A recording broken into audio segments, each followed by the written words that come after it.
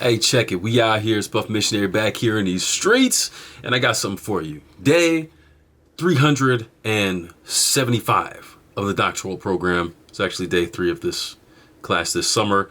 But nonetheless, I got a couple things, 2 big things that stood out to me from class today that I want to share with you. First one, you have the story of Naaman and the slave girl who tells him that there's a prophet in Israel. Naaman was a leper. He's from a foreign country. He's like a war general or captain for the king of Syria, I think, something like that. Somebody who was in some kind of conflict with Israel to a degree at some point. That's why the girl ended up there.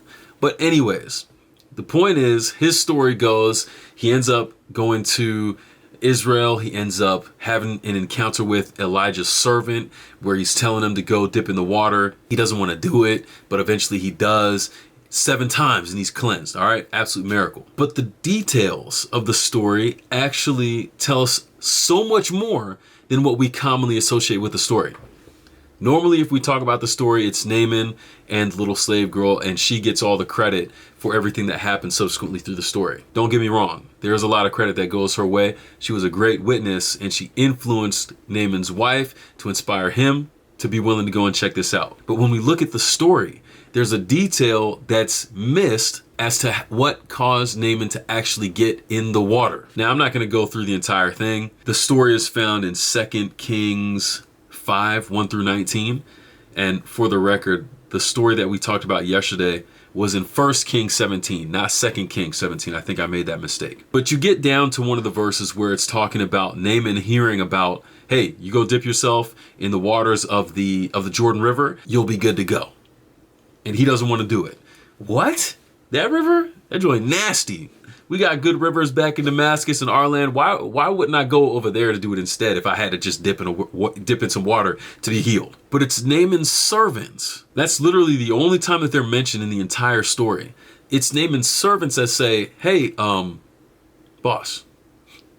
I think they called him father in the version of the Bible I was looking at. They said, if he asked you to do something great and incredible, you would have done it. So it ain't really no sweat off your brow to just hop in this water real quick. You know what I'm saying? His servants. Now, these servants, I realized when we were talking about it in class today, it's like, that was the first thing that stood out to my mind. It's like, wait a second. For as many times as I've heard this story talked about, I've never heard about the servants given any credit for what happened, but they're the ones who actually convinced Naaman to get in the water. Yes, the influence of the girl on the wife and the wife talking to Naaman was important, but without those servants and whatever their experience might have been, Naaman never gets in the water, he's never healed, and the story doesn't go the way that we know it to go. The crazy thing is, we don't know anything about their experience. We don't know if maybe as servants they were interacting with the girl and maybe there was even more of an influence that was there. We don't know, but it was their attempts and their conviction that what was being said might be true. They're the ones who are doing the reasoning and convincing this captain from this army, from the Syrian's army, I think I said that right, to go get in the water. Without their encouragement, he doesn't go. They're foreigners. They're pagans.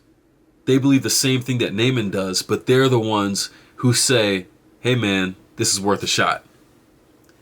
So even in this story, and many other stories, if you really think about it, looking down through the Bible, how many unnamed, how many people with no credit, no backstory, how many people that we don't know anything about have been so influential in a miracle and something amazing? Where's the practical level here? What about us today? How many times do we think that we have to be recognized for the things that we do? How many times do we forget other people for their contributions, even though they might have been incredible?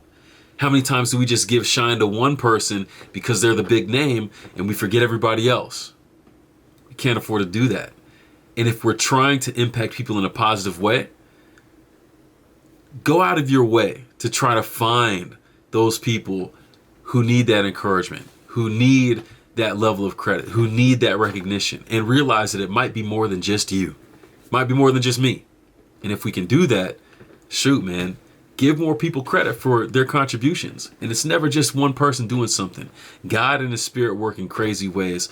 the people that you least expect to have a big impact might have a bigger impact than anybody else. All right. So don't look down on anybody. Don't think that you're somebody. Even Elisha, I think in this story, not Joshua. Even Elisha tries to take a back seat by sending his servant out to meet up with Naaman, right? That's kind of what gave Naaman the slight in the first place, but that's neither here nor there. The point is, anybody can be an influence. Anybody can do something incredible. Anybody can say something awesome and be a part of something spectacular.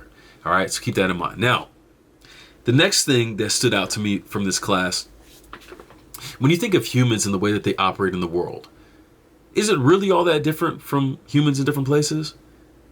My professor brought up this kind of 6-point model, and I think that he did his dissertation with a part of this. This was a part of his dissertation. That's what I'm trying to say. And basically the concept is that humans engage in several main categories, regardless of where you go, regardless of what culture, context, whatever place in the world you choose to go. Humans speak or communicate. There's some kind of language. They eat. They get married. They have family. They have society. They work and they rest. They have some kind of covering, clothing, housing, and they have a home.